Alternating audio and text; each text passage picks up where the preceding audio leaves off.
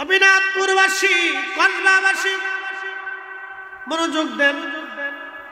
আল্লাহর শরণ আসার সঙ্গে সঙ্গে অন্তর আল্লাহর ভয়ে কাঁপে। তার একটা বাস্তব উদাহরণ আমি আপনাদেরকে একটা ঘটনা থেকে দিয়ে দিই। বিশ্ববিখ্যাত একজন মুজাদ্দিদ ছিলেন, ইসলামের প্রথম মুজাদ্দিদ যাকে বলা হয়, মুসলমানদের দ্বিতীয় ওমর যাকে বলা হয়, তিনার নাম ওমর ইবনু আব্দুল আজিজ রাদিয়াল্লাহু আনহু, যিনি হযরত ওমর রাদিয়াল্লাহু আনহুর পুত্র ছিলেন। হযরত ওমরের বেটার ওনার নাতির ঘরের পুতি ছিলেন, নাতির ঘরের নাতি ছিলেন। হযরত ওমর ইবনু আব্দুল আজিজ রাদিয়াল্লাহু আনহু মুসলমানের দ্বিতীয় ওমর যাকে বলা হতো। উনি ইসলামে খলিফাতুল মুসলিমিন যখন হলেন, খলিফা হওয়ার পরে ওনার একটা ছোট্ট ছেলে কেবল হাঁটাহাঁটি করা শিখছে। ওনার বিবির নাম ছিল ফাতেমা। সন্তানটাকে নিয়ে, বিবিকে নিয়ে পরিবার সহ বাইতুল মাল দেখার জন্য গেলেন। বাইতুল মাল তো বুঝতেছেন, রাষ্ট্রীয় কোষাগার, খেলাফতের কোষাগারে বাইতুল মালে গোডাউন দেখার জন্য গেলেন। বাইতুল মালে কিছু ফল এসেছিল, এই ফলের মধ্যে একটা আপেল ছিল, কিছু আপেলও এসেছে। বাইতুল মালে জমা হলো, সরকারি কোষাগারে জমা হয়ে গেল।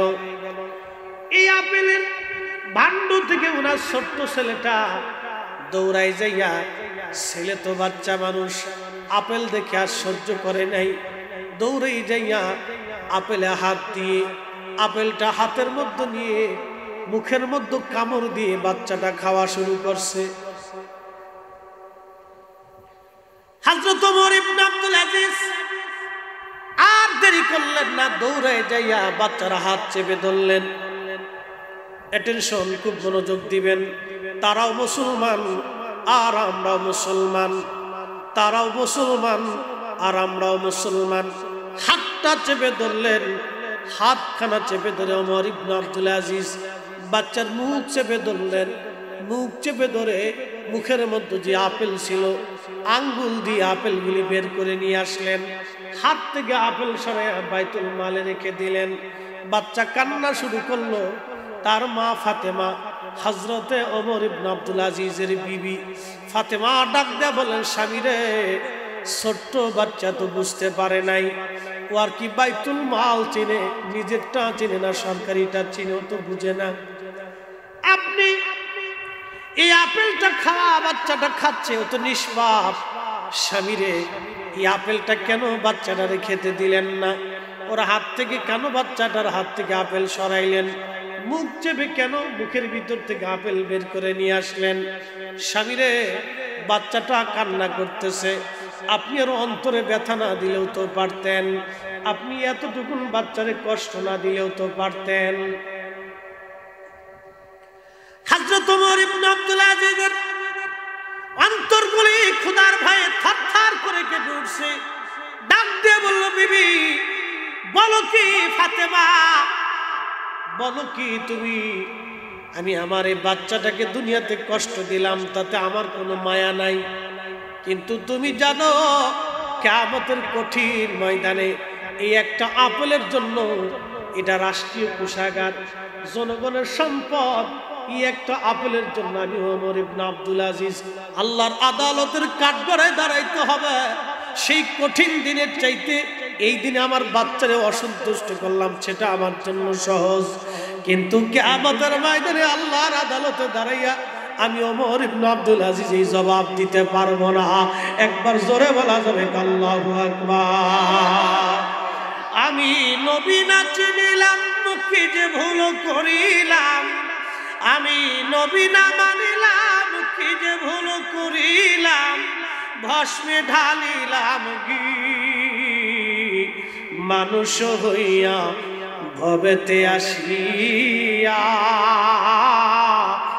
মানুষের করিলাম কি, মানুষ হইয়া ভবেতে আসিয়া মানুষের করিলাম কি। কথা কোন ঠিক কিনা? এটার নাম আল্লাহকে ভয় করা। আজিলাত কুলুবুহুম, অন্তরগুলি আল্লাহর ভয়ে থরথর করে কাঁপবে। মুমিনের প্রথম পরিচয় হলো এটা। এরপরে আল্লাহ বলেন ওয়া ইযা তুলিয়াত আলাইহিম আয়াতুহু যাদাতুহুম ঈমানা।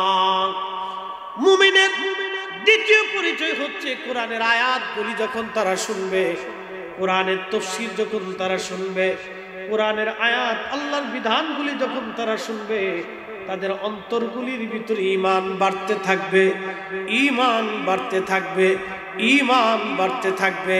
অনেকের ওয়াজ শোনার পরে অনেকের ভালো লাগে। আজকে আমাকে টাঙ্গাইলের একটা ছেলে ফোন দিয়েছে। সেই ছেলেটা ট্রান্সজেন্ডার ছিল, বুঝতেই তো পারছেন। ট্রান্সজেন্ডার এই সদস্য ছিল ছেলেটা। দীর্ঘ সময় ফোন দিয়ে বলল, হুজুর আপনার ওয়াজ শুনে শুনে আমি আমার জীবন পরিবর্তন করে ফেলেছি।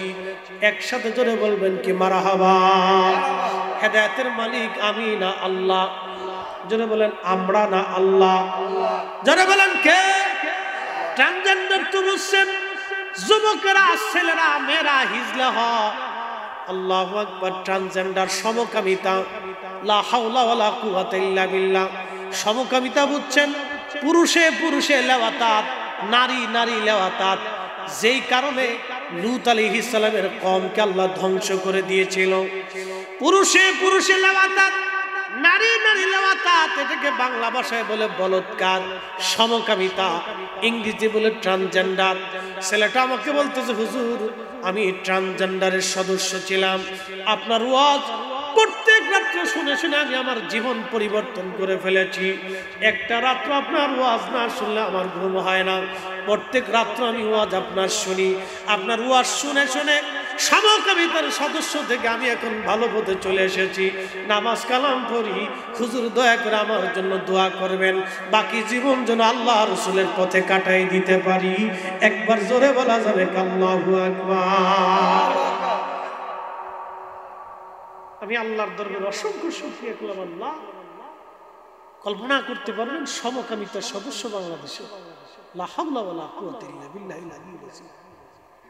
নিকৃষ্ট কামে লূতকে যে কাজের জন্য আল্লাহ ধ্বংস করে দিয়েছেন, বাহারে মাইত, সেই মরা সাগর জর্দানে এখনো আছে।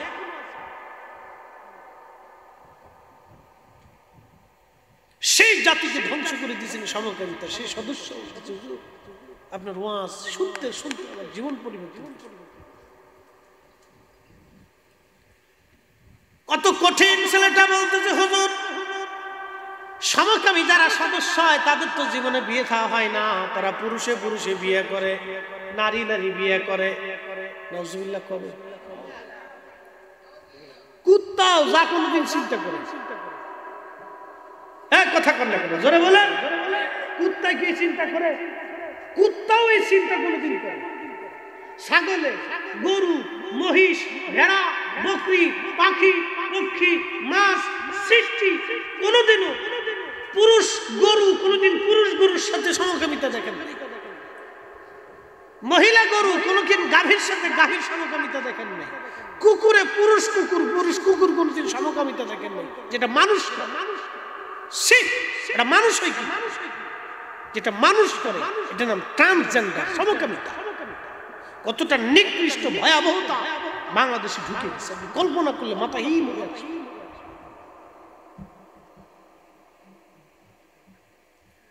গোপীনাথপুরবাসী যুবকেরা এই মাহফিল যারা সাজাইলো, ওরা বাপের বেটার কাজ করেছে, ওরা অরিজিনাল হুসেইন ইসলামের কাজ করেছে। এরকম যুবক আমার দেশে ঘরে ঘরে হওয়া দরকার। কি কথা বলেন না কেন, ঠিক কিনা?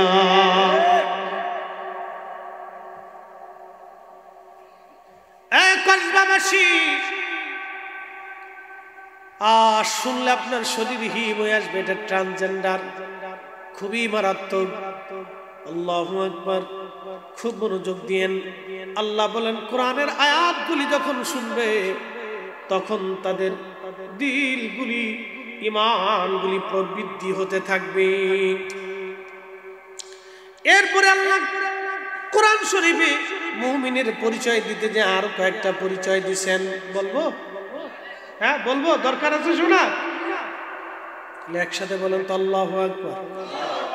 আমি নবী না চিনিলাম, কি যে ভুল করিলাম, ভস্মে ঢালিলাম ঘি, মানুষ হইয়া ভবেতে আসিয়া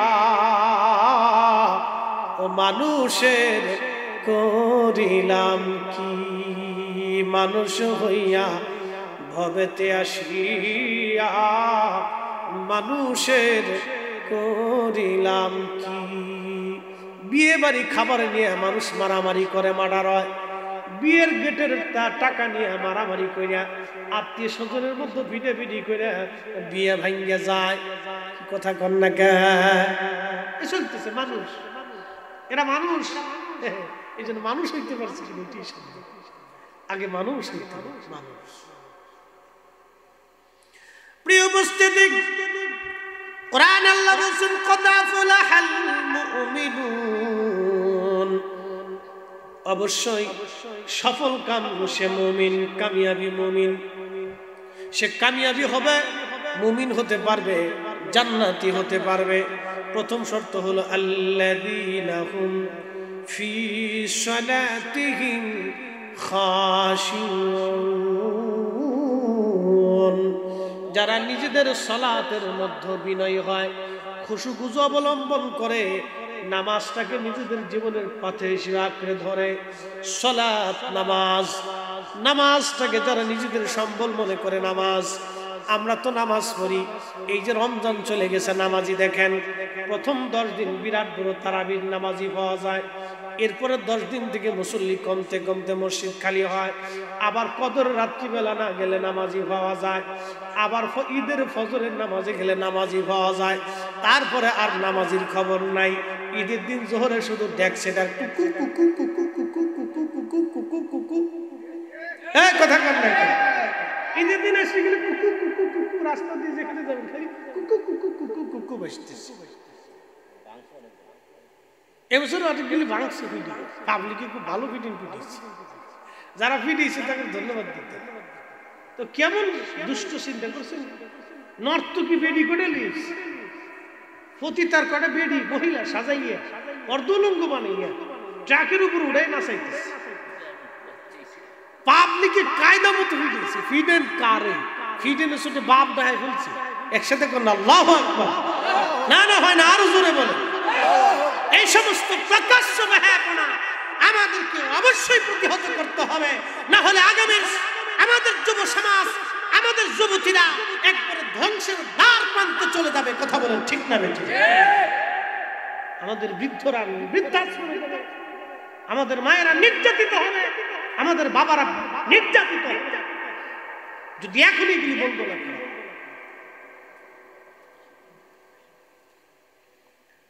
প্রিয় উপস্থিতি, খুব মনোযোগ দিয়ে সালাতের মধ্যে আপনাকে যত্নবান হতে হবে। নামাজ 5 ওয়াক্ত নামাজ আপনার জামাতের সাথে পড়তে হবে। আল্লাহর নবী বলেন উম্মতরে কঠিন ও মেহশরের মাঠে আর সে মুআল্লাহর ছায়া ছাড়া যখন ছায়া থাকবে না, সেই দিন যারা 5 ওয়াক্ত নামাজি, যাদের দিলটা মসজিদের মধ্যে রেখে আসে, নামাজ শেষ করার পরে আবার নামাজের জন্য রওনা হয়, নামাজ শেষ করার পরে আবার নামাজের জন্য প্রস্তুতি নেয়, এই মানুষগুলি কিয়ামতের ময়দানে আমার আল্লাহ আরশে মুআল্লার নিচে তাদের জন্য সুন্দর জায়গার ব্যবস্থা করে দিবে। যেদিন আল্লাহর আরশে মুআল্লার ছায়া ছাড়া, আল্লাহর আরশে মুআল্লার আশ্রয় ছাড়া আর কোনো আশ্রয় থাকবে না।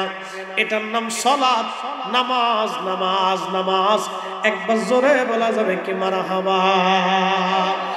আবার নামাজ পড়বেন আপনি, নামাজ পড়তে হবে। ইন্নাস সালাতা তানহা আনিল ফাহশাই ওয়াল মুনকার। আল্লাহ বলেন বান্দারে নিশ্চয় সালাত তোমাকে খারাপ কাজ থেকে ফিরাবে। যে নামাজ আপনাকে নেশার থেকে ফিরাইলো না, যে নামাজ আপনাকে রাহাজানি থেকে ফিরাইলো না, যে নামাজ আপনাকে মিথ্যা থেকে ফিরাইলো না, যে নামাজ আপনাকে চগলখুরি থেকে ফিরাইলো না। চগলখুরি বুঝছেননি? এটার নাম হলো ক্লিকবাজি। এক গ্রামের ভেজাল আর এক গ্রামে বাধায়, এক পাড়ার ভেজাল আর এক পাড়ায় বাধায়, এক বাড়ির ভেজাল আর এক বাড়ি বাধায়। এটার নাম ক্লিকবাজি, চগলখুরি। যে নামাজ আপনাকে চগলখুরি থেকে ফিরাইতে পারলো না, ওই নামাজ আপনার হইল না, ওই নামাজ আপনার হয় নাই। এই জন্য সালাত খুব ধীর স্থির ভাবে আদায় করতে হবে। আবার অনেকে নামাজের মধ্যে তাড়াহুড়া করে, গবাদ গবাদ গবাদ গবাদ করে মারতে থাকে।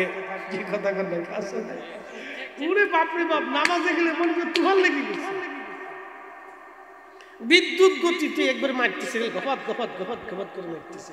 শয়তানে হাসে করে চালাও। এ নামাজ হবে না। আল্লাহ বলেন আল্লাযীনাহুম ফি সালাতিহিম খাশিউন, যারা নামাজের মধ্যে খুশু খুশু অবলম্বন করে ধীর স্থির ভাবে একাগ্র চিত্তে শুধু আল্লাহর জন্য, রাহে লিল্লাহ, আল্লাহর জন্য সালাতে দাঁড়ায়, আল্লাহর জন্যই নামাজে দাঁড়ায়, আল্লাহকে ভয় করে দাঁড়ায়। সে ভাববে আমি আল্লাহর সামনে দাঁড়িয়েছি, আল্লাহ আমার কুদরতি কদমে, আল্লাহর কুদরতি কদমে আমি সেজদা দিতেছি। সেজদা কি আমরা কাবাকে দেই না আল্লাহকে দিই? আল্লাহকে দিই। আপনাকে ভাবতে হবে আপনার মালিক, আপনার রব, আপনার আল্লাহ আপনার সামনে। আপনি আল্লাহর কুদরতি কদমে আল্লাহকে দেখে দেখে সেজদা দিচ্ছেন। এই জন্য ধীর স্থির ভাবে আল্লাহর বিধান অনুযায়ী আপনাকে নামাজ পড়তে হবে। যদি পড়তে পারেন তাহলে মুমিন হতে পারবেন, আর যদি ঘবাত ঘবাত মেরে দিয়ে চলে যায় তো আর কাজ হবে না। কি কথা কন না? ঘবাত ঘবাত মেরে দিলে নামাজই পড়বেন কিন্তু মুমিন হতে পারবেন। এই জন্য সালাত, নামাজ খুব ধীর স্থির ভাবে মারতে হবে। আর আমরা দেশে এখন তো আবার 8 টাকাত বানাই ফেলছে। কথা কন না? তারাবি কয় রাকাত বানাইছে? আর ছিল কয় রাকাত? 20 টাকাত বানাই ফেলছে এক দল, এখন 8 টাকা। চুরি হয়েছে কয় রাকাত? 12 রাকাত। যে 12 রাকাত নামাজ চুরি করে ফেলছে মুমিন হয়েছে? ও তো সুর। কথা কন না কেন? জোরে বলেন, জোরে বলেন। ও কি মুমিন আছে? ও নাম তো আসতে মুমিন, দেখতে টুপিওয়ালা মুমিন, নাম তো আসতে মুসলমান, ও মুমিন হতে পারে নাই। ওটা তো নামাজ চোর। ও জুতা চোরও ওর চাইতে উৎকৃষ্ট, ও জুতা চোরের চাইতেও নিকৃষ্ট। জুতা গেলে জুতা পাবেন, কিন্তু নামাজ গেলে আর জীবনে নামাজ পাবেন। সর্বনাশ করে দিচ্ছে এই উম্মতে, বিরাট বড় সর্বনাশ করে দিচ্ছে নামাজ চোরের দল। আমি নবী না মানিলাম, মুখে যে ভুল করিলাম, ভস্মে ঢালিলাম ঘি, মানুষ হইয়া ভবেতে আসিয়া মানুষের করিলাম কি। মানুষ হইয়া ভবেতে আসিয়া মানুষের করিলাম কি। আপনাদের বুঝতে কি কোনো অসুবিধা হইতেছে? হ্যাঁ, বুঝে যান। ক্লিয়ার। আমি কোরআন শরীফ থেকে সূরা মুমিনের তাফসীর ধরছি। এটা যেই পর্যন্ত তাফসীর করব, যদি শেষ করতে যাই তো রাত চলে যাবে না। ফজর পর্যন্ত তো আছেন ইনশাআল্লাহ। বাপরে বাপ, মুসল্লি খুব করা। এর নাম ব্রাহ্মণবাড়িয়ার মানুষ। কাইজা ডাঙ্গায় যেমন, মাহফিলেও তেমন, ওয়াজও শুনে যেমন, ঝগড়া বাঁধেও তেমন।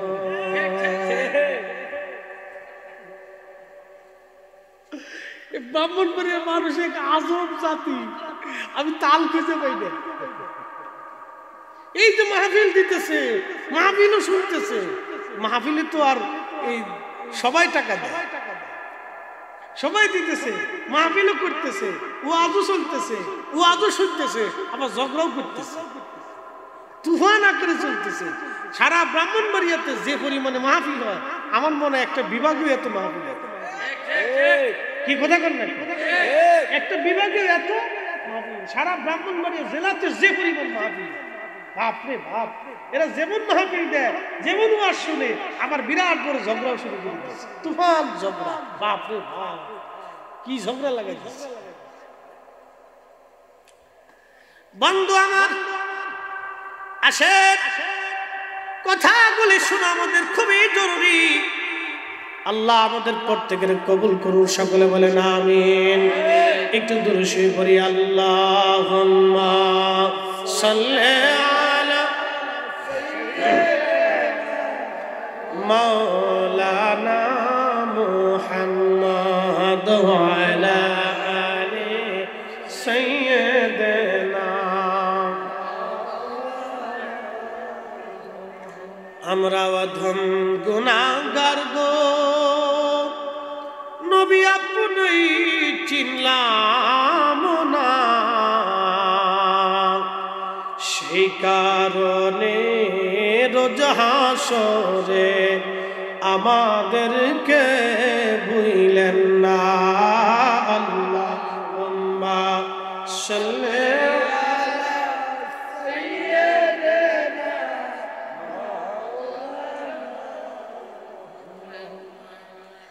وعلى آل سيدنا।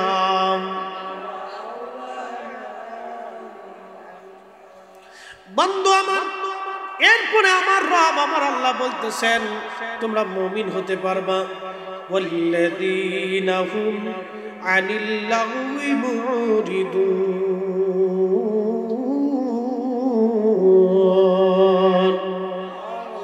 এর অর্থটা আজকে আপনাদেরকে শোনাই যায়, অনেকেই আপনারা জানেন না। কি বললেন আমার আল্লাহ? আল্লাহ বলেন ওয়াল্লাযীনা হুম আনিল লাগwi মুরিদুন। আমরা অনেক সময় অসার কথা বলি, আজে বাজে কথা বলি, আজে বাজে কাজে সময় নষ্ট করি, বেহুদা সময় নষ্ট করি। দোকানে বসে চা খাইতে যায় ঘন্টার পর ঘন্টা কাটাই দেয়। টেলিভিশন চালাই দিছে দোকানদার, ওই বাংলা সিনেমা চলতেছে, ওইগুলি আর সমাজে নেওয়া যায় না। বাংলা সিনেমা যেইগুলি হয় এইগুলি একেবারে বাজে জিনিস, পচা জিনিস, যা সমাজে নেওয়া যায় না। ফ্যামিলি শো একসাথে বসে দেখা যায় না। নারীরা অর্ধনঙ্গ হয়ে নাচে, একসাথে বসিয়ে দোকানের মধ্যে বসে বসে আমরা চা খাই আর দেখতে থাকি। এটার নাম অসার, আজের কাজ, বেহুদা কাজ। সময় কাটায় গল্প গুজবে, তাস খেলে সময় কাটায়। আমাদের দেশে আবার বড় নেশা, খুবই ভয়াবহ। আপনাদের কাছকে বলে দিয়ে যাই, সারা জীবন মনে রাখবেন। বলেন মৃত্যু আমাদেরও হবে কিনা? হবে। এখানে গোরস্থান আছে কিনা? আছে। কত বছর আগের হবে? 100 বছর। 100 বছরের গোরস্থান।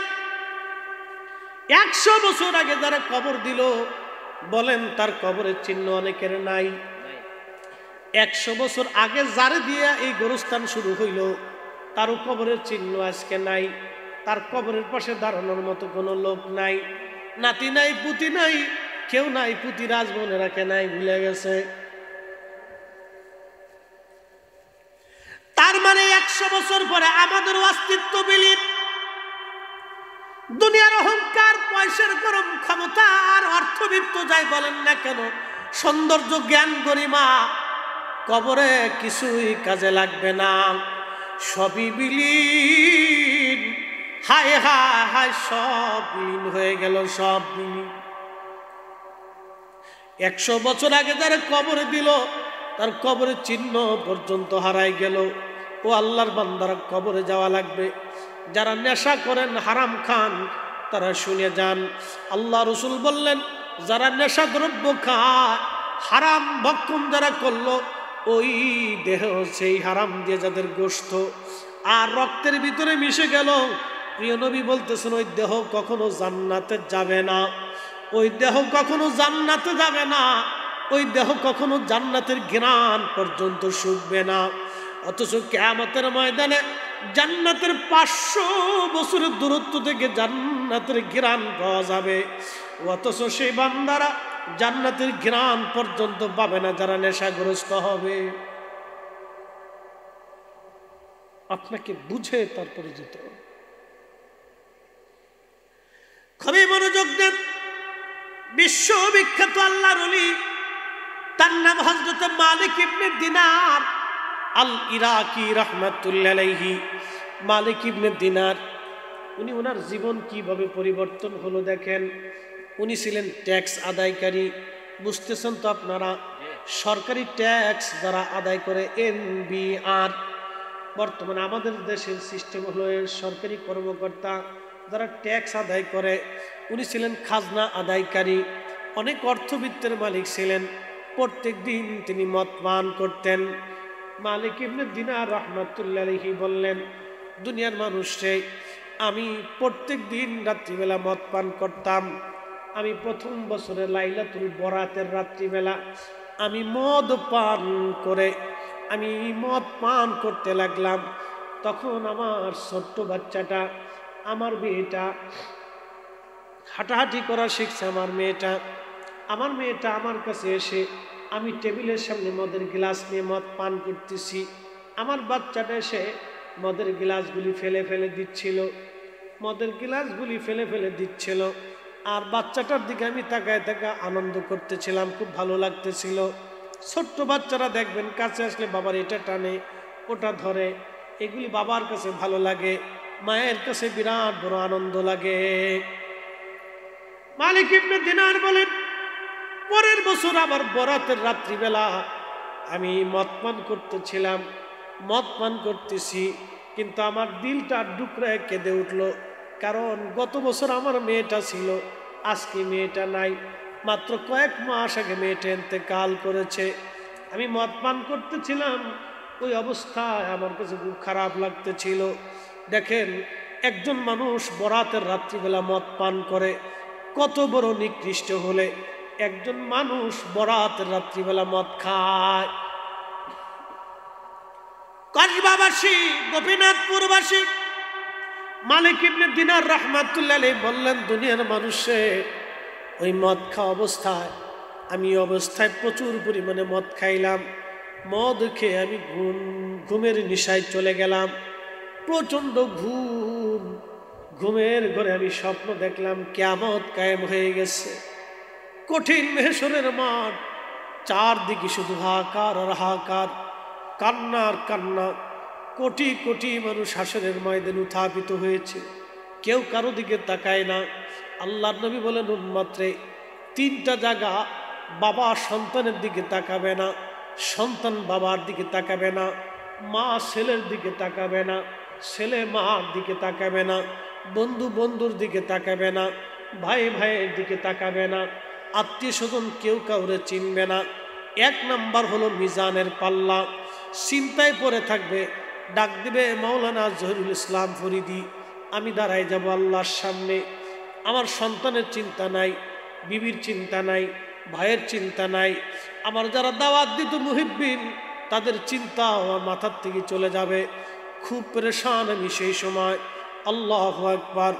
আল্লাহর নবী বললেন, বান্দার চিন্তা, আমলের পাল্লা ভারী হবে নাকি নেকের পাল্লা ভারী হবে, নাকি গুনার পাল্লা ভারী হয়ে যাবে, এই চিন্তায় মানুষ পেরেশান, ছটফট করতে থাকবে, সে পাগল পারা হয়ে যাবে। সেই দিন সন্তানদের কথা ভুলে যাবে, বাবা মার কথা পর্যন্ত ভুলে যাবে, প্রিয়জনদের কথা ভুলে যাবে। দুনিয়াতে যে বন্ধু বন্ধুকে না দেখলে খাবার খাইতো না, সে বন্ধু বন্ধুকে ভুলে যাবে। যে ভাই ভাইরে না দেখলে ঘুম আসতো না, যে মা সন্তান ঘরে না আসলে মার ঘুম আসে নাই, মা সেই দিন সেই সন্তানকে পর্যন্ত ভুলে যাবে। যেই মাটা নিজের রক্ত দিয়ে আর কিডনি দিয়ে সন্তানকে বাঁচাই দিল, যেই বাবাটা নিজের একটা কিডনি দিয়ে সন্তানকে জীবন্ত করলো, বাঁচাই দিল, সেই বাবা পর্যন্ত কিয়ামতের ময়দানে ওই সময় সন্তানকে ভুলে যাবে। নিজের চিন্তায় পেরেশান, খুব কঠিন পেরেশান হয়ে যাবে মিজানের পাল্লায়। আল্লাহর নবী ডাক দিলেন, আর একটা জায়গায় বান্দা পেরেশান, আমল নামা যখন হাতে দেওয়া হবে, ডান হাতে আসবে নাকি বাম হাতে আসবে, বান্দা চিন্তায় পড়ে যাবে। যদি ডান হাতে আমল নামা আসেনি, আল্লাহ রাব্বুল আলামিন ডান হাতে আমল নামা দিলে তার সামনে থেকে ডান হাতে আমল নামা দিবে, বাম হাতে আমল নামা দিলে পিছন দিক থেকে তার বাম হাতে আমল নামা দিবে। আল্লাহর বান্দা খুব চিন্তায় পেরেশানির মধ্যে পড়ে যাবে।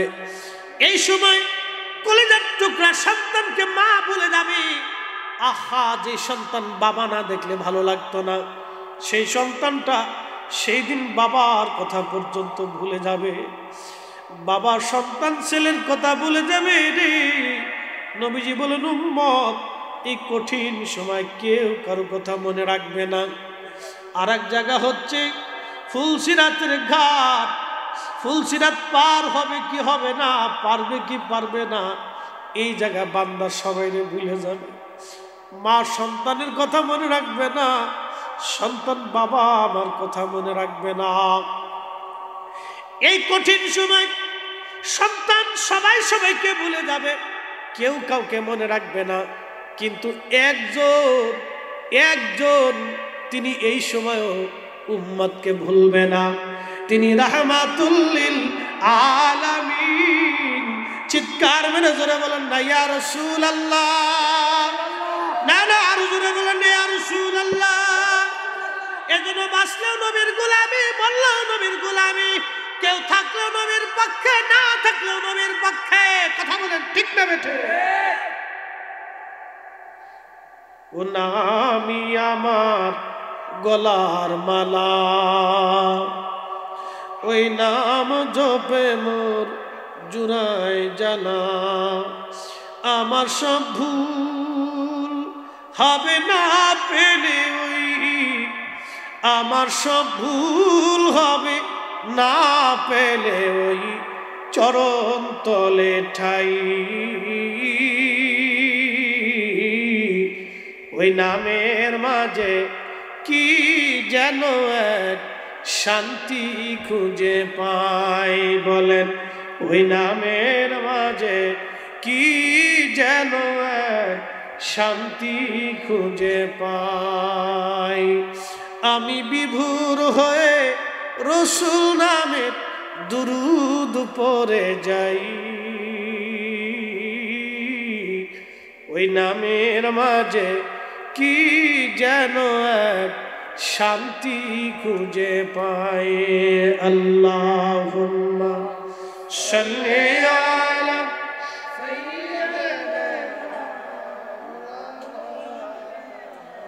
জবান খুলে ওয়ালা আলি সাইয়্যিদিনা।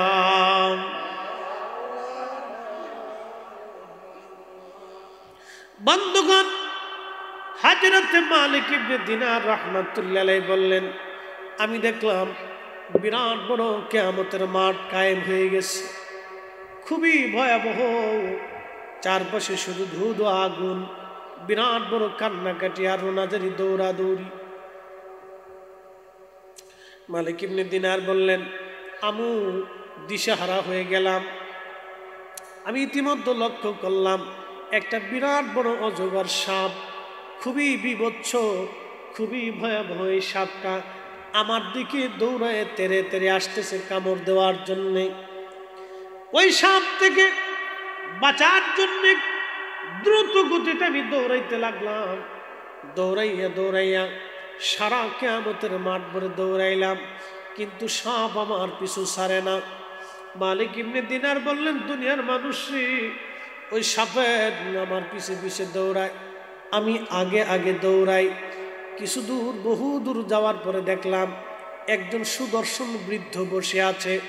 তার চেহারা সুন্দর, কাপড় চোপড়ও সুন্দর, কিন্তু সে বৃদ্ধ বসে রয়েছে। আমি বৃদ্ধকে যা বললাম, বৃদ্ধ রে, বিরাট বড় অজগর সাপ আসছে আমারে তেরে খাওয়ার জন্য, তুমি আমার একটু সাহায্য করো, আমাকে উপকার করো। ওই বৃদ্ধ ডাক দিয়ে বলতেছে, দেখো মালিক, আমি খুবই হীন এবং দুর্বল, আমি অত্যন্ত ক্ষীণ। বৃদ্ধরে ডাক দিয়ে বলতেছে, মালিক রে, ওই সাপ থেকে বাঁচানোর আমার কোনো শক্তি আমার নাই, ওই সাপ প্রতিহত করার ক্ষমতা আমার নাই। আরে মালিক, তুমি অন্য কোথাও যাও।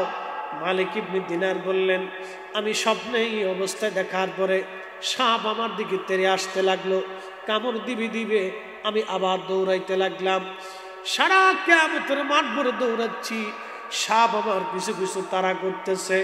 আমি খুব কষ্টে, খুব কঠিন পরিস্থিতির শিকার হয়ে গেলাম। দ্রুত গতিতে দৌড়াইলাম, দেখলাম সুন্দর মনোরম একটা প্রাসাদ দেখা যায়।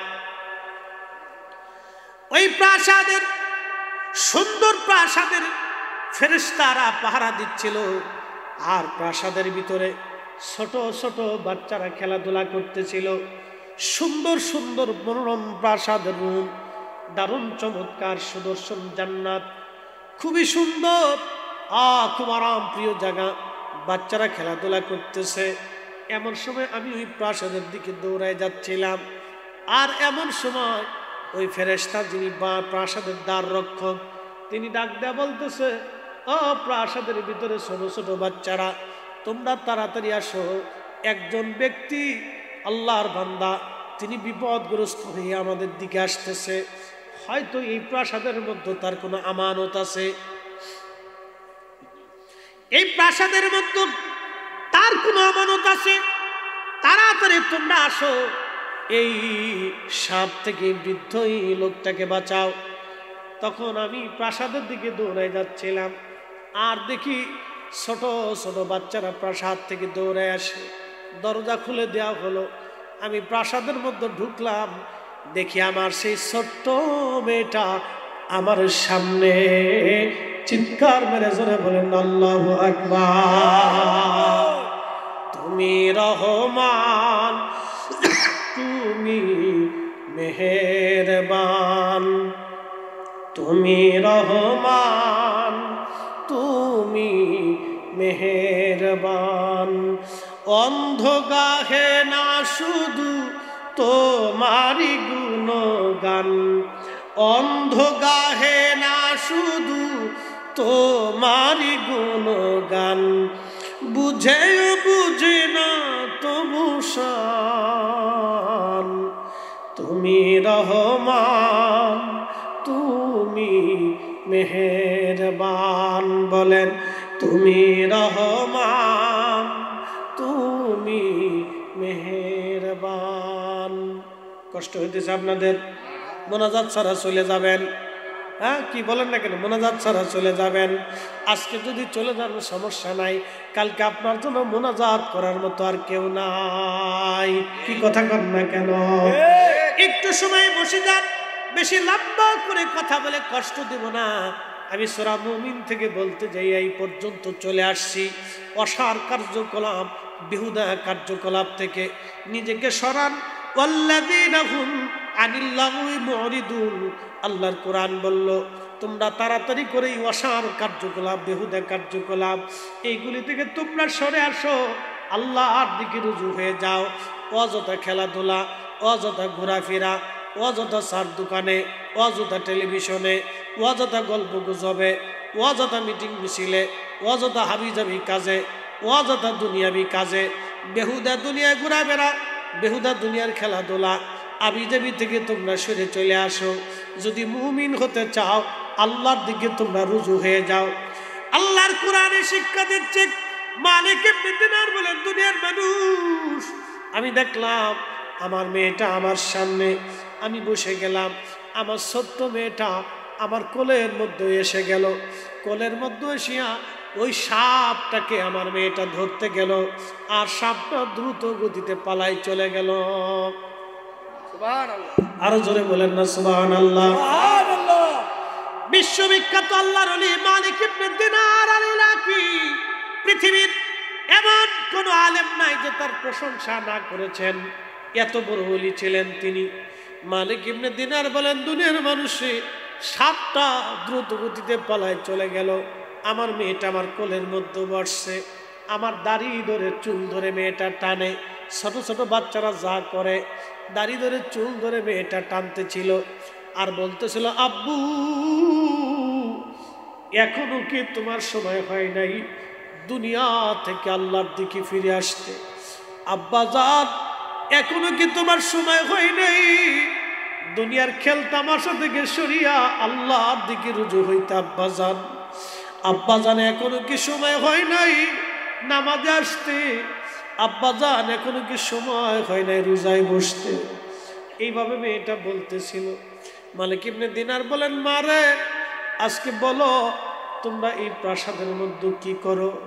মেয়েটা ডাক দে বলো, আব্বু আপনার এই আল্লাহর বান্দারা যারা ছোট্টকালে মারা যায়, ছোট ছোট বাচ্চা কালে যারা মায়ের কোল বাবার কোল খালি করে চলে আসে, অনেকের দেখবেন ছোট ছোট বাচ্চা অবস্থায় মারা যায়, অনেকে ধৈর্য হারা হয়ে যায়।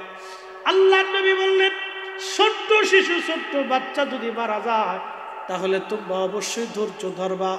একটা কথাই বলবা, আল্লাহ সন্তান তুমি দিয়েছিলা, আবার সন্তান তুমি নিয়ে গেছো। আল্লাহ তুমি দিছ, তুমি নিছ, তোমার দেওয়া নেওয়াতে আমি আল্লাহ বান্দার সন্তুষ্ট। আল্লাহ তুমি দিছ, আবার তুমি নিয়ে চলে গেছো। আল্লাহ তোমার সন্তুষ্টি আমার সন্তুষ্টি, তোমার খুশি আমি বান্দা খুশি, তোমার রাজিতে আমি আল্লাহ বান্দা রাজি। এই কথা যারা বলবে, আল্লাহ রসুল বললেন, উম্মত রে, ওই সন্তানটা কিয়ামতের ময়দানে তার নাজাতের জরিয়া হয়ে যাবে।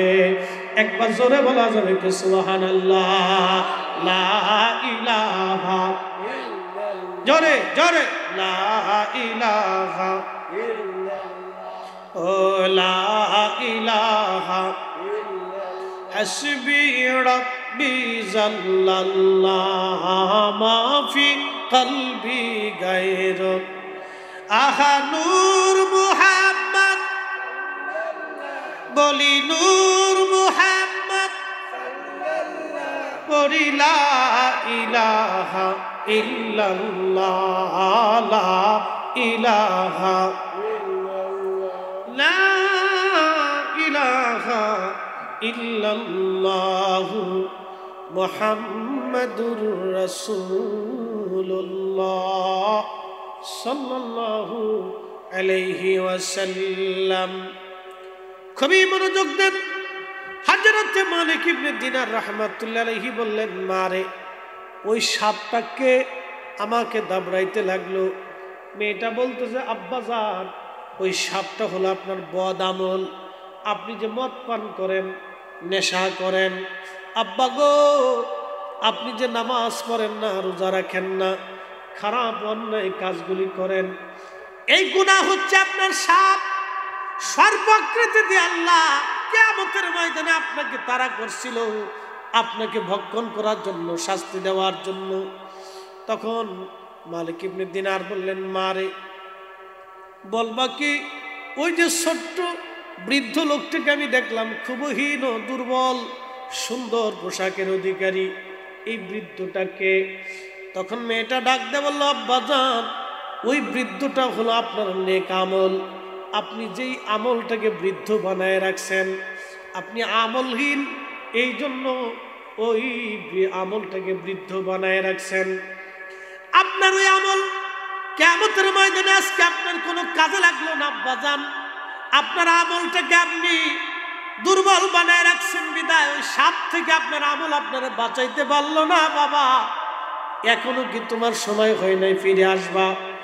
আব্বা গো তুমি তাড়াতাড়ি করে আল্লাহর পথে ফিরে আসো, নামাজে ফিরে আসো, জিকিরে আসো, রোজায় আসো বাবা। এই কথা বলে বলে কাঁদতেছিল মেয়েটা। মালিক ইবনে দিনার বললেন, আমার ঘুম ভেঙে গেল। ঘুম ভেঙে যাওয়ার পর আমি কান্না করতে লাগলাম।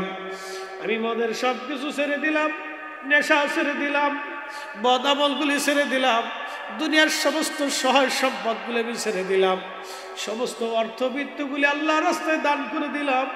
নিঃস্ব নিঃসম্বল হয়ে আল্লাহ পাওয়ার জন্য দিনহীন হয়ে তারা দুনিয়া ঘুরে বেড়াইতে লাগলাম। তামাম দুনিয়া ভরে আল্লাহকে খুঁজতে লাগলাম, আল্লাহর ইবাদতে নিজের জীবন কাটাই দিলাম, আল্লাহর পথে নিজের জীবন কাটাইলাম। এরা ছিল মুমিন মুমিন মুমিন মুমিন। এই মালিক ইবনে দিনার শেষ পর্যন্ত এত বড় ওলি হয়ে গেলেন, এত বড় ওলি। নদীর ভিতর দিয়ে যাচ্ছেন তিনি, নদী পার হবেন, আল্লাহু আকবার। কষ্ট হইতেছে আপনাদের? তাহলে জোরে বলেন তো আল্লাহু আকবার। নদী দিয়ে যাচ্ছেন মালিক ইবনে দিনার। তো মাঝি ডাক দিয়ে বলল, আল্লাহর বান্দা নৌকার ভাড়া দাও। মালিক ইবনে দিনার বলেন, মাঝি রে নৌকার ভাড়া দিব এমন পয়সা করি আমার কাছে নাই। বলে, বেটা মানে ভান ধরছো তুমি, হ্যাঁ পয়সা না দিয়ে নদী পার হবা? যদি পয়সা না দিস রে বেটা ঘাড় ধাক্কা দিয়ে তোর নদীর মধ্যে ফেলে দিব। মালিক ইবনে দিনার বললেন, দেখো মাঝি, আমি দিনহীন আল্লাহর পথের পথিক মুসাফির, আমার কাছে কোনো পয়সা করি নাই, দয়া করে বিনা পয়সায় তুমি নদী পার করে দাও। মাঝি কোনো মতেই মানে না, টাকা দিবি, না দিলে তোরে পানির মধ্যে ফেলে দিব। ঠিক তখনই মালিক ইবনে দিনার রাহমাতুল্লাহ আলাইহি পানির মধ্যে হাত বাড়াই দিলেন। আল্লাহ ডাক দেখায়, ফেরেশতারা রে, তোমরা দিনারগুলি মাছেদের মুখে দিয়ে আসো। আমার বন্ধু মালিক অপমান হয়ে যায় আজকে। আমি আল্লাহ ওয়াদা করছি, মান আদালি ওয়ালিয়ান ফাকাদ আযানতুহু বিল হারব। আমি আমার ওলিদের সাথে যারা দুশমনি করবে, আমি আল্লাহ তার সাথে যুদ্ধ ঘোষণা করব। যাও তাড়াতাড়ি, প্রত্যেকটা মাছের মুখে একটা করে স্বর্ণ মুদ্রা দিবা, আর মাছরে বলবা 7 মাসে যেন ওই নৌকার চারপাশে ওই স্বর্ণের দিনারগুলি মুখে নিয়ে ঘুরতে থাকে। আমার মালিক হাত বাড়িয়েছে, যতগুলি পয়সার দরকার হয় আমার মালিক নিয়ে মাঝিরে দিবে। চিৎকার মেরে জোরে বলেন আল্লাহু আকবার। আউলিয়া কেরামের ইজ্জত আমরা দিছি না আল্লাহ দিছে? হ্যাঁ, জোরে বলেন কে দিছে? আমাদের ভোটে কেউ ওলি হয় না, ওলি হয় আল্লাহর ইচ্ছায়। কি কথা কন ঠিক কিনা? সবাই আল্লাহ ওলি বানায় না। শাহজালাল রহমাতুল্লাহ আলাইহি একজন, শাহপরান একজন, সিফাজলার একজন, ওই যে কল্লা শহীদ রহমাতুল্লাহ আলাইহি একজন, শাহ হযরত খাজা বাবা আজমিরি একজন, মুজাদ্দিদ আল হোসেনী সেরহিন্দি একজন, খাজা বাকিবিল্লাহ একজন, উসমান হারুনি রহমাতুল্লাহ আলাইহি একজন। এভাবে আল্লাহ যারে নিযুক্ত করলেন তারে ওলি বানাইলেন। আর আমরা ওলি হতে পারি নাই বটে, কিন্তু ওলিদেরকে ভালোবাসি, মহব্বত করি, এজন্যই আমরা সুন্নি মুসলমান। কথা বলেন ঠিক কিনা? ওলি আল্লাহর বাংলাদেশ, শহীদ গাজীর বাংলাদেশ, রহম করো আল্লাহ, রহম করো আল্লাহ। শাহজালালের বাংলাদেশ, শাহপরানের বাংলাদেশ, রহম করো আল্লাহ, রহম করো আল্লাহ। শাহজালাল ইয়ামানি মুজাররদি 750 বছর আগে যে ইসলাম এনেছি, সেই ইসলাম আমরা মানি। কথা কন না কেন ঠিক কিনা? 750 বছর আগে উনি যদি বুকে হাত বেঁধে নামাজ পড়তেন, বাংলাদেশে 750 বছরে একটা বাপের বেটার সাহস ছিল না নাভির নিচে হাত বেঁধে নামাজ পড়ে। কি কথা কন না কেন ঠিক কিনা? উনি 750 বছর আগে নাভির নিচে হাত বেঁধে নামাজ পড়ছে বিদায় এদেশের 18 কোটি মুসলমান নাভির নিচে হাত বেঁধে নামাজ পড়ে। দেশে বহু প্রকারের দুষ্ট দিয়ে ভরে গেছে। ইমান চোর, নামাজ চোর, ফিতনা ফাসাদ বাঁধানোর জন্য অনেকে চেষ্টা করবে। সমাজে সমাজে ভেজাল, মসজিদে মসজিদে ভেজাল, এলাকায় এলাকায় ভেজাল, ইমাম মুসল্লির ভেজাল, মুতুল্লি মুসল্লির ভেজাল, কমিটির ভিতরে ভেজাল, বাপ পুতের ভেজাল, ভাইয়ে ভাইয়ে ভেজাল। কথা কন না কেন ঠিক কিনা? এগুলি বাড়ানোর চেষ্টা চলতেছে। সাবধান, আপনাদের সতর্ক হতে হবে, সতর্ক হতে হবে। এই জন্য আপনারা খুব কেয়ারফুল থাকবেন। আল্লাহর ওলিরা যে ইসলাম এনেছেন এটাই সঠিক। কারণ শাহজালাল ইয়ামানি মুজাররিদি রাহমাতুল্লাহ আলাইহি জুতা যদি এক পাল্লায় দেন আর ওদের সব এক পাল্লায় দিলে শাহজালাল ইয়ামানি মুজাররিদির জুতার ওজনের সমান হবে না। কথা কন না ঠিক কিনা? এই আমার দিকে তাকান। ইসরায়েলের বিরুদ্ধে যুদ্ধ করে কারা? ফিলিস্তিনিরা। কত বছর ধরে? 75 বছর ধরে। 75 বছরে তাদের লক্ষ লক্ষ মানুষ শহীদ হয়েছে। কল্পনা করতে পারবেন? কারো ফ্যামিলি নিঃস্ব হয়ে গেছে, কারো বাবা মা চলে গেছে, কারো সন্তান চলে গেছে, কারো ভাই চলে গেছে। এইভাবে একটা একটা একটা একটা করে লাখে লাখে মানুষ তারা হত্যা করেছে। আজকে সৌদির বাচ্চা, আরব আমিরাতের বাচ্চা, দুবাইয়ের বাচ্চারা, এই শেখেরা, এই জর্দানের বাচ্চারা, তারা ইসরায়েলের মতো একটা ছোট্ট দেশের কাছে মাথা নত করে বিড়ালের মতো মিউ মিউ মিউ মিউ করে। তার মানে ফিলিস্তিনের একটা ছোট্ট ছোট্ট বাচ্চার জুতার ওজনের সমান হয় নাই। ফিলিস্তিনের একটা ছোট্ট বাচ্চাকে যদি জিজ্ঞেস করা হয় তুমি কেমন আছো, বলে আলহামদুলিল্লাহ, হাসবুনাল্লাহু নি'মাল ওয়াকিল, নি'মাল মাওলা নি'মান নাসির। এবছর ঈদ ওদের মাটি হয়ে গেছে, কারণ মা মরে গেছে, বাবা মরে গেছে, ঘর নাই, খাবার নাই, তারপর ওরা জালিমের কাছে মাথা নত করে নাই। অথচ জর্দানের বাচ্চা, সৌদি আরবের বাচ্চা, আরব আমিরাতের বাচ্চারা ওই ইহুদিদের কাছে মাথা নত করেছে। ওরাই হলো বর্তমানে মুসলিম বিশ্বের জাতীয় বেঈমান। কথা বলে ঠিক না? ওদের দেশের মৌলবীরা আমার দেশে এসে আমার 8 টাকার তারাবি বানিয়েছে। সবকটা শয়তানের দালাল। একটা কোথাও মানা যাবে না। এটা শাহজালালের জমিন, শাহপরানের জমিন, শাহ মাকদুমের জমিন, খাজা বাবা আজমিরের জমিন, কুতুবউদ্দিন কাকের জমিন, খান জাহান আলীর জমিন, নিজামউদ্দিন আউলিয়ার জমিন, মুজাদ্দিদ আল ফিসানির জমিন, শেখ আব্দুল হক মুহাদ্দিস দেহলভির জমিন, আউলিয়া ইকরামের জমিন। আউলিয়া ইকরামের দাওয়া ইসলামের দেশে চলবে। কথা বলেন ঠিক না বেঠিক? বাতিল এক একটা এক এক সময় আসে মাথা চড়া দিয়ে। যারা সামান্য ইহুদি বা ইসরায়েলের কাছে মাথা নত করে বসে থাকে, তারা কি আমাদেরকে দিন ইমান শিখাবে বলেন তো? ইমান তো শিখিয়ে গেছে শাহজালাল ইয়ামানি মুজাদ্দিদি, হকের জন্য মাথা উঁচু করে কিভাবে দাঁড়াইতে হয় শিখিয়ে দিয়ে গেছে। কথা বলবে কেন? ঠিক কিনা? প্রিয় কসবাবাসী, আল্লাহর কোরআন বলতেছে এরপরে তুমি যদি মুমিন হতে চাও তাহলে তুমি শোনো, আল্লাযীনা হুম লিয-যাকাতি ফাঈলুন। তোমার সম্পদ থেকে তুমি যাকাত আদায় করবা, তোমার সম্পদ থেকে তুমি দান করবা, যাকাত দিবা। আমরা তো যাকাত দেওয়া ভুলে গেছি।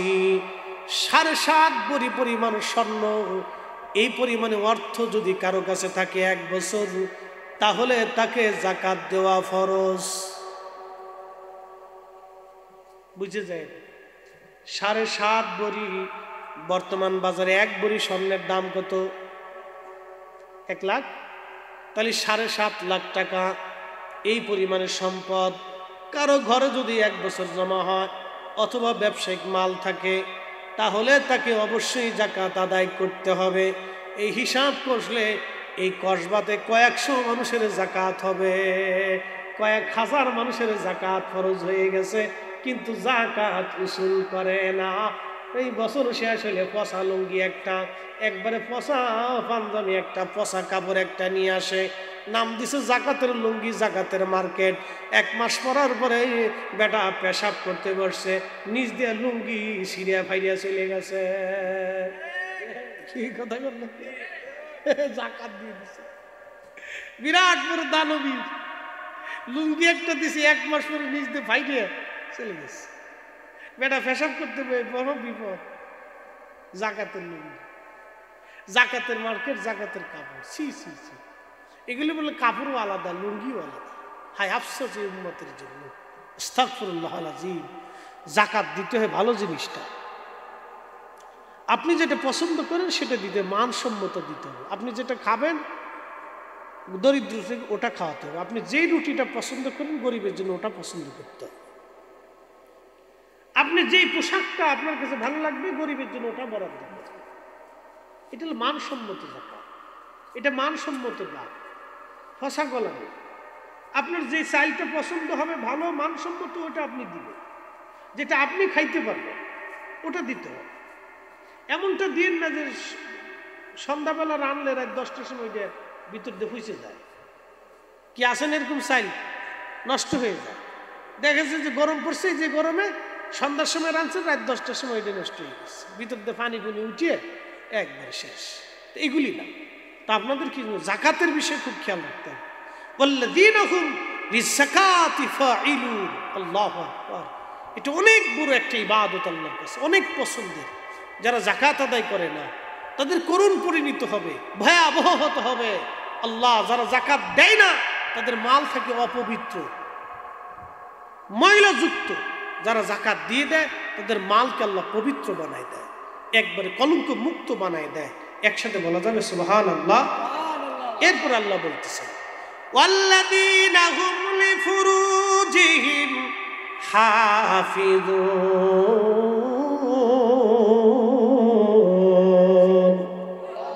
হয় না? আরো জোরে বলুন আল্লাহু আকবার। এইটা আমাদের দেশে এখন গুনাহ মনে করে। ওয়াল্লাযীনা হুম লিফুরুজিহিম হাফিজুন, নিজের যৌনাঙ্গকে যারা হেফাজত করে, জিনা কুকর্ম অকর্ম থেকে নিজেদেরকে যারা নিবৃত করে। আমার দেশে এখন পরকিয়া, এই হাবিজাবি জিনা এত পরিমাণে হয়েছে যে ভাষায় প্রকাশ করার মতো। কি কথা কর না কেন, ঠিক কিনা? একবারে ফসা কাজ, নিকৃষ্ট কাজ সমাজে এত পরিমাণে হয়েছে কল্পনাই করা যায়। ওয়াল্লাযীনা হুম লিফুরুজিহিম হাফিজুন,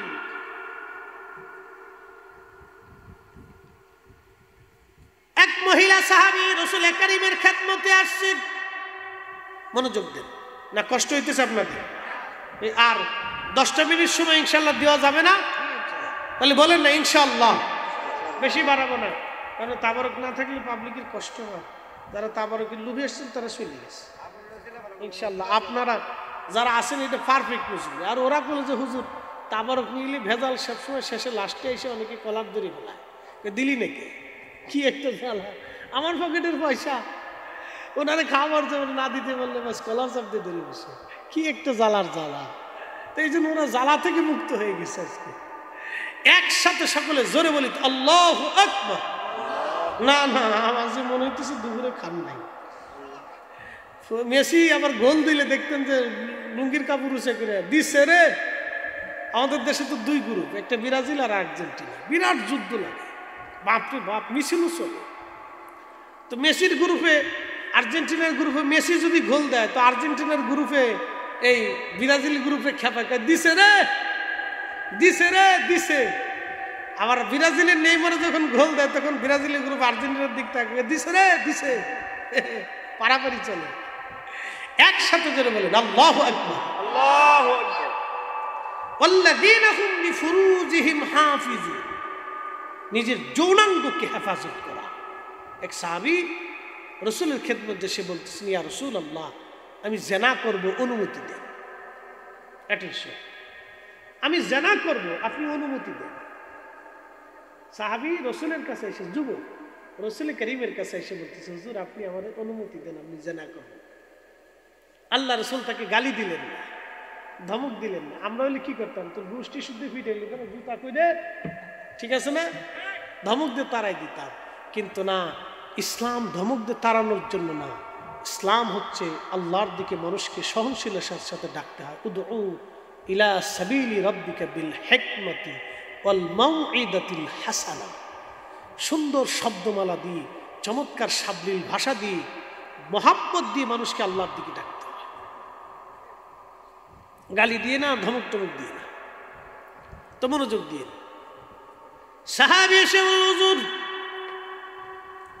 আমি জিনা করতে চাই, আপনি দয়া করে আমাকে অনুমতি দেন। তখন ওই সাহাবী নবীজি ধমক দিলেন না, রাগ করলেন না, বেজার হলেন না। প্রিয় নবীজি ডাক দিয়ে বলেন, সাহাবী, যুবক তুমি তো জিনা করতে চাও, তাহলে শোনো, আমার 2টি প্রশ্নের জবাব দিয়ে দাও। বলি, ইয়া রাসূলুল্লাহ বলেন। বলে, যুবক রে, তোমার মায়ের সাথে কেউ জিনা করুক, তুমি কি চাও? অনুমতি কি দেবে? মারহাবা কর, আরো জোরে। আমাদের দেশের অনেক নারী সমাজ বুঝে না, একটা পুরুষ বিদেশের বাড়িতে কি জন্য যায়, কেন যায়।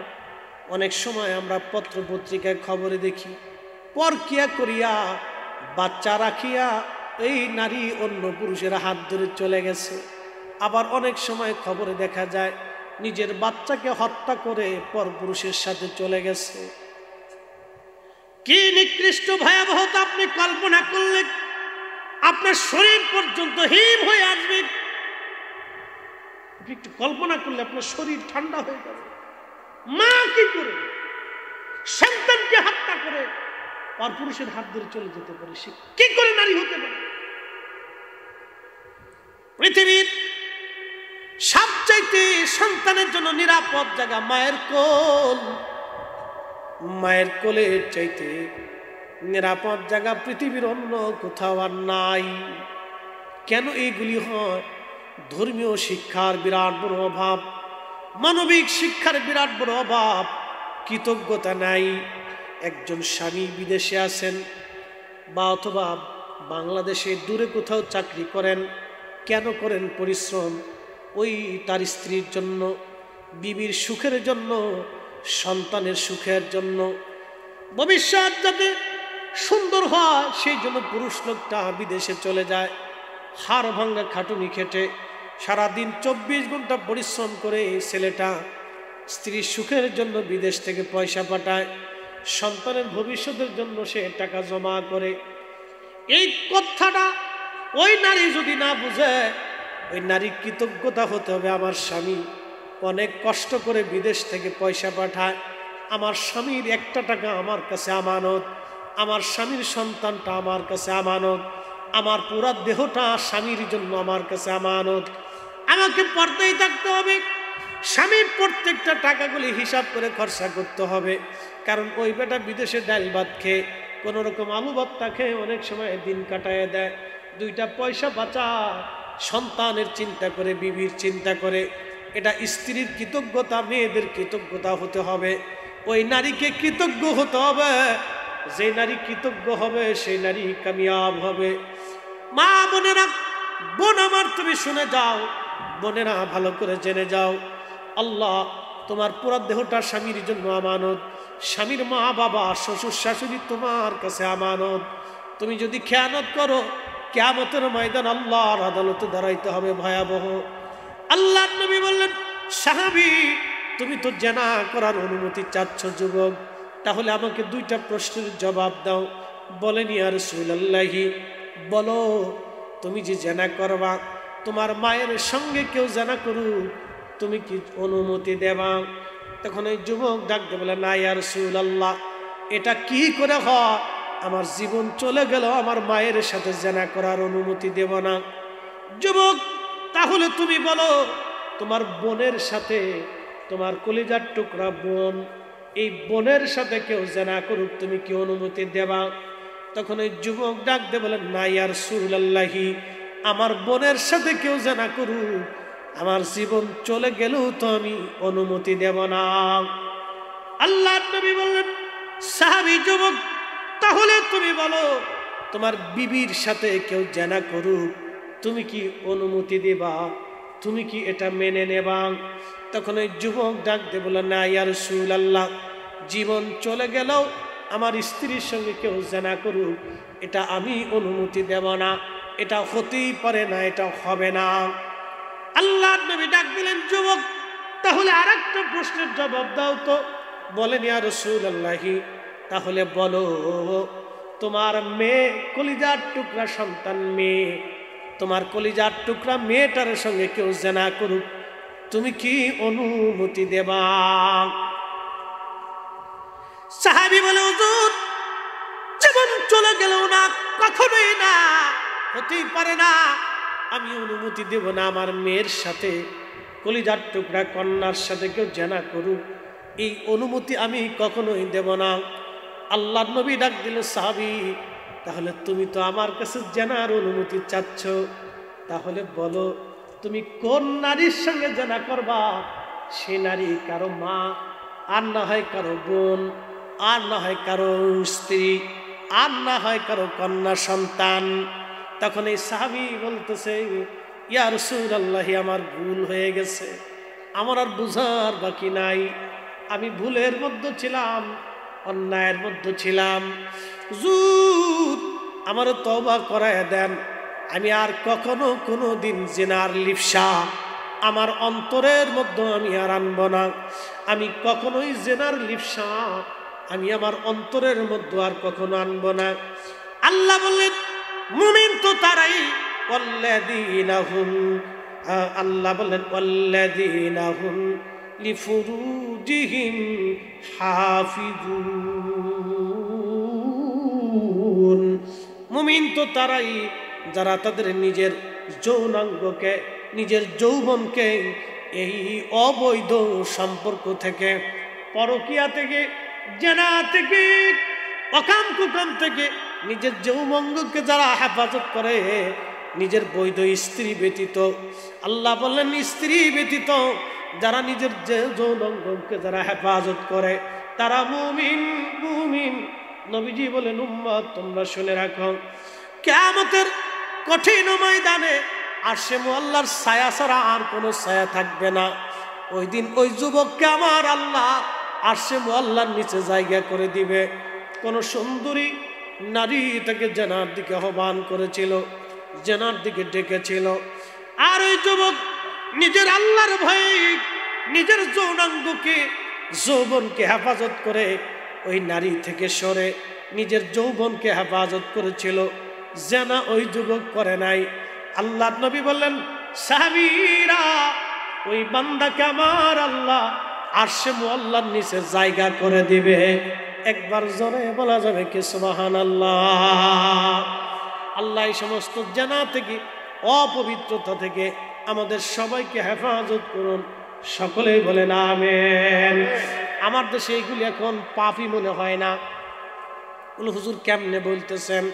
চলে যান বলদা গার্ডেনে, চলে যান ওই আপনার কি বলে রমনা পার্কে, চলে যান আপনি ওই বিনোদন কেন্দ্রগুলি, চলে যান আপনি সমুদ্র এলাকা, চলে যান আপনি সি বিচগুলিতে, যাইয়া দেখেন টুনাটুনি মগামগি সেরাসেরি।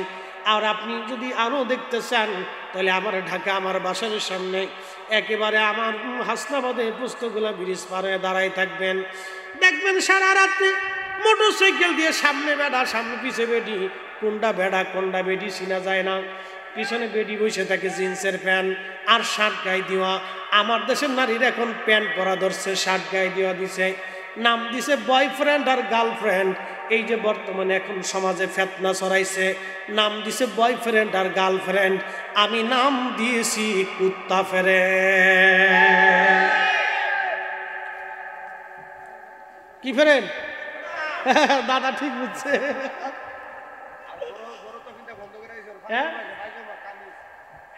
আরে বাবা, জিন্সের প্যান্ট কয়দিন আগে দেখলাম ওই যে রমজানের ভিতরে হোলি খেলা না কি খেলা না বৈশাখ কি খেলো ঘোরার দিন, মেয়েরা বিশ্ববিদ্যালয়গুলি রং মাখামাখি করতেছে, জিন্সের প্যান্ট পরা গেঞ্জি গায়ে দিয়া। ওরা যুবকদের প্যান্ট লয়ে গেল, গেঞ্জি লয়ে গেল, না জানি কয়দিন পরে জাঙ্গেটাও লয়ে যায়। চিন্তায় আছি কি হয় লাস্টে। খুব মনোযোগ দিয়ে শুনে যান। এই জন্য আমাদের বেশি বেশি ওয়াজ নসিহতের দরকার, বেশি বেশি পীর মাশায়েখদের কাছে যাতায়াত করা দরকার, বেশি বেশি জিকিরের মজলিস কায়েম করার দরকার, বেশি বেশি মিলাদ মাহফিল করার দরকার। আজকে অনেকে মিলাদ মাহফিল বন্ধ করে দিছে, কোরআন খতম দেওয়া বন্ধ করে দিছে, দোয়া খায়ের করা বন্ধ করে দিছে। কি কথা কন না কে? এগুলো অশনি সংকেত। দোয়া খায়ের বন্ধ করে দিছে, মিলাদ মাহফিল বন্ধ করে দিছে, কোরআন খতম বন্ধ করে দিছে। এগুলি বন্ধ যত করে দিবে তত বেহাপনা আমাদের মাঝে চেপে বসবে। আজকে দেখলাম অনেক হুজুররাও টিকটক করে, আবার দেখলাম অনেক হুজুর নিউ টিকটক করে। কি কথা কন না কে? মাদ্রাসায় পড়া বুরকাওয়ালা বেটি টিকটক বানাচ্ছে। ওরে কায়দা, ওর জুতা দিয়ে বেরিয়ে দরকার।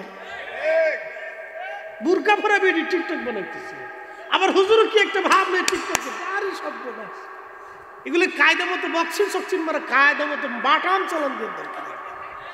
সব শয়তানের খাটাসি শয়তানে ভরে গেছে। ওরা আবার ফতোয়া দেয় মিলাদ হারাম, দোয়া হারাম, মুনাজাত হারাম। কি কথা কন না কেন? জুতা দিয়ে বাইরে গিয়ে যারা দোয়া বন্ধ করবে, জুতা দিয়ে বাইরে সমাজ থেকে বার করতে হবে। কথা কন না? এই সব কেটে ইহুদির। আপনাদেরকে আজকে একটা পরিসংখ্যান দিই। বাংলাদেশে, এই উপমহাদেশে, ভারতে যদি পীরের দরবার না থাকে, আমার দিকে তাকান, তোদের ঘুম আসে না? না গেদা গুদা পোলাপন না, মুসল্লি করা খালি ঘুরতেছে। এ বাবা দোয়া কর, বা চলে চলে যাবা, চলে চলে। হ্যাঁ মুসল্লি না, কয় ঘন্টা? 1.5 ঘন্টা হয়ে গেছে। সব মনে আসে, এটা কি টাইম মনে থাকে? হ্যাঁ মেহমান খাইস না, এত মেহমান খাওয়া লাগবে না কালকে। ফরে ফরে কি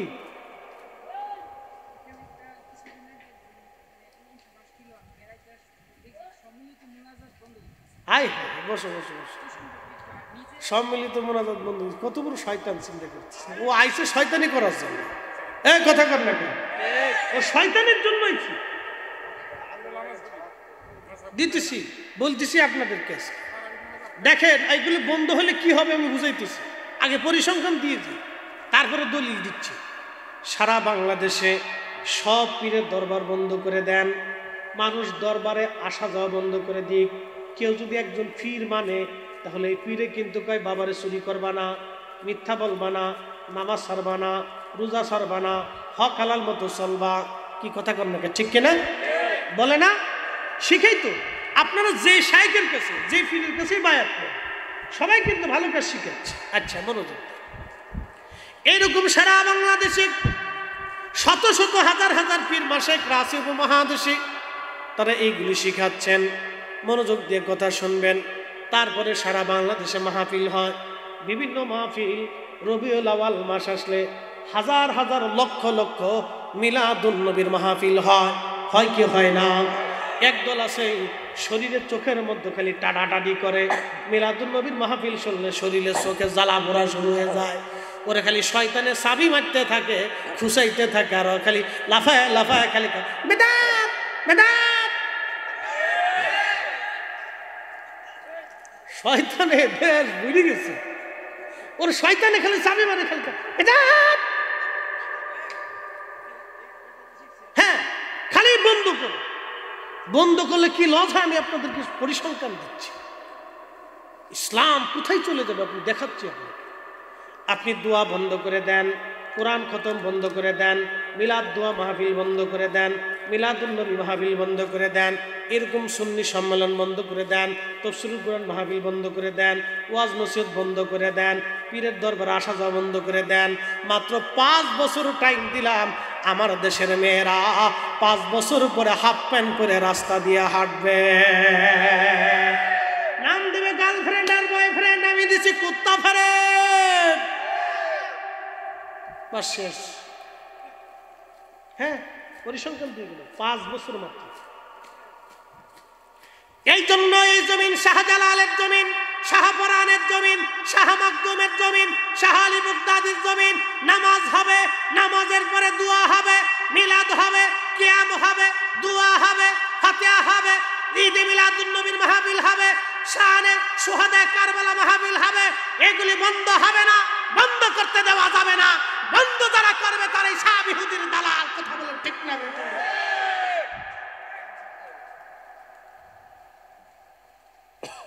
এগুলি বন্ধ হবে না, বন্ধ করা যাবে না। সর্বনাশ হয়ে যাবে উম্মতের, বিরাট বড় সর্বনাশ হয়ে যাবে। হাজার হাজার মানুষ এই মাহফিলগুলি থেকে চেঞ্জ হয়। মেয়েরা পর্দাশীল হয়, স্বামীর খেদমত গুজার হয়। আমার দেশের শিক্ষিত সমাজ দেখেন, কালকে আমি খবরের মধ্যে দেখলাম এক ছেলের 4টে বাড়ি ঢাকা শহরে, কিন্তু বাবার জায়গা হয়েছে বৃদ্ধাশ্রমে। হ্যাঁ, আপনি বৃদ্ধাশ্রমে যে ঘুরে দেখে আসেন, 4টে বাড়ি পোলা। আমার ফ্ল্যাট কিনেছে, মেয়ে ফ্ল্যাট কিনে দিয়েছে। ছেলের কোটি কোটি টাকার মালিক, মার জায়গা ছেলের ঘরে। যাতে কতটা নিকৃষ্ট আপনি কল্পনা করতে পারবেন না। মানুষগুলি কতটা নিকৃষ্ট, সমাজের কীট, রাষ্ট্রের কীট। যত নসিহত বন্ধ হবে, এই জন্য ঘরে ঘরে মিলাদ দরকার। কথা কন না কা? ঘরে ঘরে কি? জোরে কন, জোরে কন। ঘরে ঘরে কি? ঘরে ঘরে মিলাদ দরকার, ঘরে ঘরে দোয়ার দরকার। কারণ মানুষ যখন এক জায়গায় যায় দোয়া দুরূদ পড়বে, তখন ওই ফ্যামিলির কারণে করে দিল নরম হবে। ওখানে একটু অপদার্থ থাকলে পদার্থ হয়ে যায়। ঘরে ঘরে দোয়া, মুসলমানের ঘরে ঘরে দোয়া দরকার। শয়তানের দালালের গ্রুপ, শয়তানের দল দোয়া বন্ধ করে দেওয়ার জন্য উঠে পড়ে লাগছে। খাদিম রাসূল হযরত আনাস রাদিয়াল্লাহু আনহু 10 বছর রাসূল করিমের খেদমতের গোলামি করছে। উপাধি হচ্ছে খাদিমুর রাসূল। হযরত খাদিমুর রাসূল আনাস রাদিয়াল্লাহু আনহু 10টা বছর ধরে নবীর কদমের গোলামি করেছেন তিনি। আল্লাহ রসুলের দরবারে একদিন যে বলেন, ইয়া রাসূলুল্লাহ, আপনার খাদেমের জন্য দোয়া করে দেন। মারহাবা কন, দোয়া করে দেন। কি দোয়া করব খাদেম বলো? হুজুর আপনি দোয়া করেন আল্লাহ আমার জন্য সন্তান এবং সম্পদের জন্য আল্লাহ বরকত দেয়, সন্তান আর সম্পদের জন্য আল্লাহ বরকত দেয়। এ মনোযোগ দিয়ে শুনে যান। তখন আল্লাহর নবী দোয়া করলেন, আল্লাহ আমার খাদেম আনাসকে তুমি সন্তান আর সম্পদে বরকত দিয়ে দাও। সবার উটের বাচ্চা যদি একটা হইতো, ওনার উটের বাচ্চা দুইটা হতো। সবার ছাগলের বাচ্চা দুইটা হইলে ওনার ছাগলের বাচ্চা হইতো চারটা। আমার নবীর দুয়ার পাওয়ার কত! যারা বলে রসুল আমাদের মতো আর আমরা নবীর মতো, ওর মতো গাধা দুনিয়াতে আর একটাও না। দুয়ার ঘর দেখছেন? সবার খেজুরের বাগানে খেজুর ধরতো বছরে একবার, আর ওনার খেজুরের বাগান ছিল হাইব্রিড, বছরে খেজুর ধরতো দুইবার। সুবহানাল্লাহ বলবেন। আল্লাহ সম্পদ দিতে দিতে অনেক ধনী বানাই দিলেন। আল্লাহ সন্তান দিতে দিতে 100-র মতো সন্তান দিল। এরকম বেড়া বাংলাদেশে পাওয়া যাবে না, সারা দুনিয়াতেও আর একটা পাওয়া যাবে না। আল্লাহু আকবার। আল্লাহ চিন্তা করতে 100-র মতো সন্তান আল্লাহ দিছে। আর কি পাওয়ার ছিল আল্লাহ রসুলের দোয়া, কি বেড়ার বেড়া হয়ে গেছিল। ওনার একটা আদত ছিল, অভ্যাস। মাশাআল্লাহ, আজকে দলিল দিয়ে যায়। সারা জীবনের আদত, আদত মানে অভ্যাস। প্রতিনিয়ত তিনি আমলটা করতেন, সারা রাত্র উনি জাগতেন, ইবাদত করতেন। সাহাবী না, তাও রসুলের খাদিম, এটা সাইট্টিখানি কথা না। ওনাদের বুজুর্গি আকাশ সমতুল্য ছিল, ওনাদের বুজুর্গির কোনো তুলনা নাই। দেখেন এত স্ত্রী, এত সন্তান, তারপরেও সারা রাত্র আল্লাহর ইবাদতে কাটাই দিচ্ছে, সারা রাত্রি। আর প্রচুর পরিমাণে দান করতেন উনি, সদকা দিতেন, শুধু দান করতেন। ওনার দরজা থেকে কেউ মারুম হইত না। ওরে বিশ্ববাহিনীর জ্বালা অস্থির। একটু জবান খুলে জিকির করে লা ইলাহা, জোরে লা ইলাহা, ও লা ইলাহা হাসবি রব্বি জাল্লাল্লাহ মা ফি কলবি গায়রুন।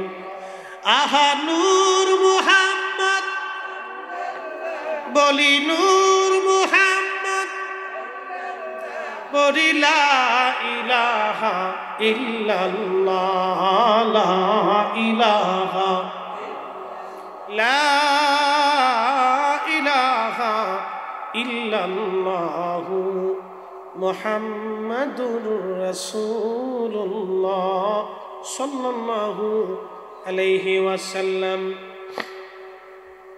খাদিমুর রাসূল হযরত আনাস রাদিয়াল্লাহু আনহু সারা রাত্র জেগে জেগে ইবাদত করতেন, সারা রাত্র জেগে জেগে ইবাদত করতেন। সারা রাত্র উনি কোরআন শরীফ খতম দিতেন একবার। সারা রাত্র কোরআন পড়ার শেষে 2-1 পারা কোরআন শরীফ উনি রেখে দিতেন। তাহাজ্জুদের নামাজ পড়তেন, ফজরের নামাজ পড়তেন। এরপরে তিনি বাড়ি যাইতেন। বাড়ি যাওয়ার পরে ওনার যত সন্তান সন্ততি ছিল, নাতি নাতকুর ছিল, প্রায় 100-র উপরে নাতি নাতকুর দিয়ে, সন্তানাদি দিয়া সবাইরে তিনি ঘরের ভিতরে ডাকতেন। ডাকিয়া এক জায়গা বসাইয়া বাকি কোরআন শরীফের বাকি পারাগুলি তেলাওয়াত করতেন। ওই যে লাস্টের 30 পারা অথবা 29 পারা বাকি রাখতেন, ওই 30 অথবা 29 পারা উনি তেলাওয়াত করতেন। তেলাওয়াত শেষ করার পরে উনি সবাইকে নিয়ে একসাথে জামাতের সাথে দোয়া করতেন। একবার জোরে বলা যাবে কি মারহাবা? জামাতের সাথে দোয়া করাকে যারা বেদাত মনে করে, এরা হলো বর্তমান ইহুদিদের দালাল। বলেন দোয়া চলবে না বন্ধ হবে? আল্লামা ইমাম নুরউদ্দিন হাইসামি মাজমুজ জাওয়ায়েদের ভিতরে বিশুদ্ধ সনদে একখানা হাদিসে কারিমা লেখেন। আল্লামা ইমাম তবরানি মুআজ্জামুল কবির লিত-তবরানির ভিতরে তিনি একখানা হাদিস লেখেন।